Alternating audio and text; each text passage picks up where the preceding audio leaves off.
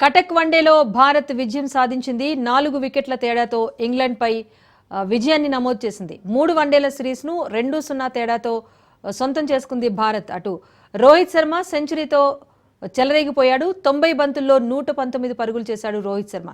ఇందులో 7 సిక్స్లు 12 ఫోర్లతో చెలరేగాడు. కటక్ వన్డేలో భారత్ ఘన విజయాన్ని సాధించింది. 3 వన్డేల సిరీస్లో 2-0 ఆధిక్యంతో సిరీస్ కైవసం చేసుకుంది. మరో వన్డే మిగిలి ఉండగానే సిరీస్ కైవసం చేసుకుంది భారత్. ఇక భారత ఆటగాళ్లలో చాలా రోజుల తర్వాత రోహిత్ శర్మ సెంచరీతో చెలరేగిపోయాడు. మరోవైపు శుభ్మన్ గిల్ కూడా హాఫ్ సెంచరీతో రాణించడంతో భారత్ మంచి శుభారంభాన్ని అందుకుంది. ఇక ఆ తర్వాత వచ్చిన ఆటగాళ్లు కూడా రాణించడంతో భారత్ 305 పరుగుల స్కోర్ను అలవోకగా ఛేదించింది.